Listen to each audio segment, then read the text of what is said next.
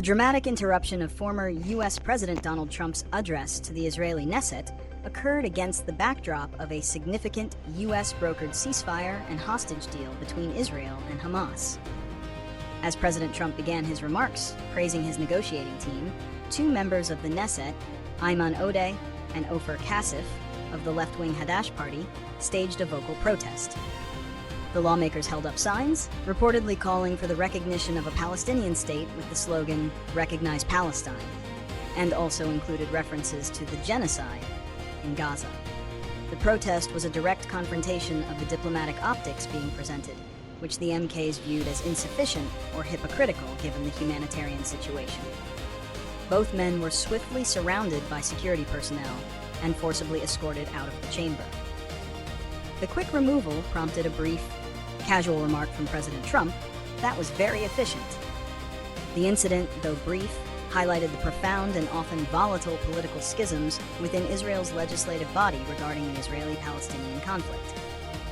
Analysis: reasons and consequences. Reasons for the disruption. The motivations behind the protest were rooted in a deep ideological opposition to the prevailing government policies and the perceived nature of the U.S.-Israeli relationship. Advocacy for Palestine. As Arab-Israeli members of a joint Jewish-Arab party, Hadash, Odeh and Cassif view the recognition of a Palestinian state alongside Israel as the only path to true peace and justice. They used the high-profile platform of Trump's visit, a moment of global media attention, to inject this crucial, often marginalized demand directly into the center of Israeli diplomacy. Condemnation of the Gaza conflict. The MKs explicitly condemned the military actions in Gaza, labeling the outcome a genocide.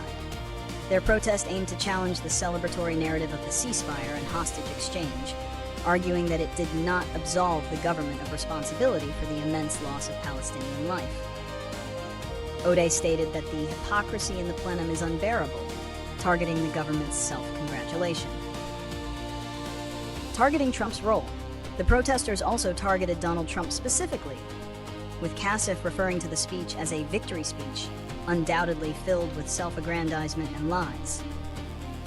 Their goal was to discredit the U.S. president's claim of ushering in a historic dawn of a new Middle East without justice for the Palestinian people. Political consequences intensified. Political polarization. The incident deepened the existing polarization within the Knesset. The immediate expulsion, followed by applause from other lawmakers, visibly demonstrated the stark divide between the parliamentary majority and the Arab-Israeli far-left opposition regarding the peace process and the conduct of the conflict. Domestic delegation. For Odeh and Cassif, such acts of defiance are crucial for maintaining credibility with their base, many of whom are Palestinian citizens of Israel, disillusioned with the Israeli political establishment. The removal serves as confirmation that their voices of dissent are being suppressed, reinforcing their role as uncompromising advocates for Palestinian rights. Controlled damage to diplomacy. While embarrassing for the Knesset Speaker and the hosts, the incident was swiftly contained, allowing Trump's speech to resume with minimal delay.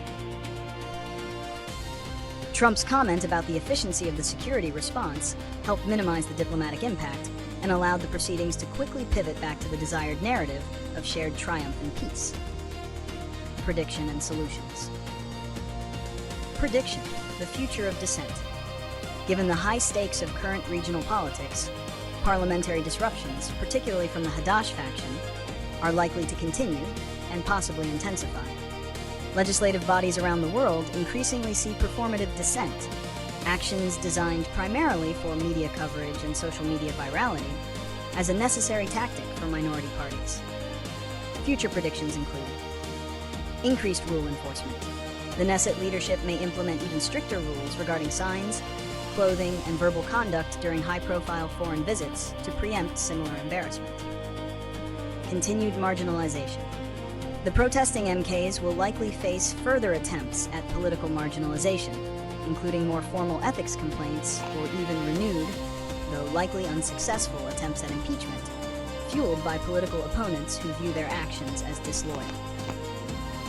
Proposed solutions for a constructive plenum.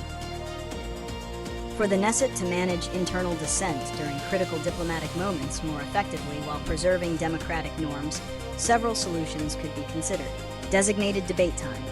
Establish a formal, protected period for minority opinions to be heard immediately before or after a major address by a foreign dignitary, thereby providing an official, rather than disruptive, outlet for opposing views. Clearer codes of conduct. While expulsions are currently permitted for unruly behavior, the Knesset could refine its rules to draw a clearer line between protected political speech, even if offensive to the majority, and disruptive physical protest, thereby reducing the ambiguity in enforcement. Pre-visit briefings. Require foreign dignitaries, particularly from allied nations, to hold closed-door meetings with opposition leaders to hear dissenting views before the public address, which might reduce the perceived need for public interruption. The interruption, ultimately, was a small but potent reminder that the pursuit of peace in the Middle East remains deeply contested. And even in moments of apparent diplomatic success, the voices calling for Palestinian statehood and justice will not be silenced.